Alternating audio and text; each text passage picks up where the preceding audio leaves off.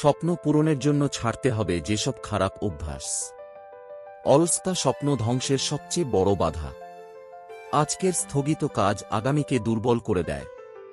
নেতিবাচক চিন্তাধারা আপনাকে পেছনে টানবে, তাই ইতিবাচক থাকুন। ভয় পেলে আপনি কখনোই বড় স্বপ্ন বাস্তবায়ন করতে পারবেন না। অতিরিক্ত আরামপ্রিয়তা আপনাকে সফলতার পথে পৌঁছাতে দেবে না।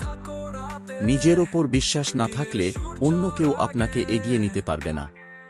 অন্যের ওপর নির্ভরশীলতা কমান, নিজেকে গড়ে তুলুন। সমালোচনায় ভেঙে পড়বেন না, বরং তা থেকে শিখুন। সঠিক পরিকল্পনা ছাড়া স্বপ্ন পূরণ করা কঠিন। সময় নষ্ট করা মানে নিজের স্বপ্ন থেকে দূরে সরে যাওয়া। সন্দেহ আপনাকে স্বপ্নের পথে পিছিয়ে দেবে। সাফল্যের জন্য আত্মনিয়ন্ত্রণ ও ধৈর্য জরুরি। নিজের সীমাবদ্ধতাকে মেনে নিলে আপনি কখনোই এগোতে পারবেন না।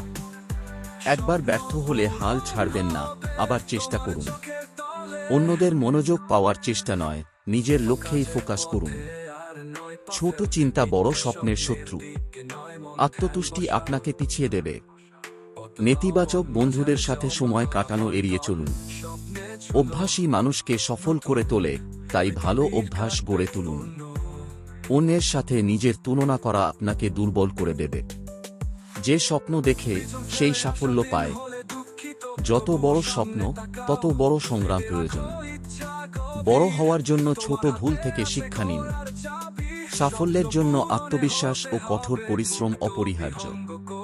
শুধু ইচ্ছা থাকলেই হবে না, কাজ করতে হবে। সমালোচকদের ভয় পাবেন না, তারা আপনাকে আরও শক্তিশালী করবে। প্রতিদিন এক উন্নতি করুন, বছর শেষে আপনি ৩-৭ গুণ উন্নত হবেন। সুযোগ আসে প্রস্তুত মানুষের কাছে।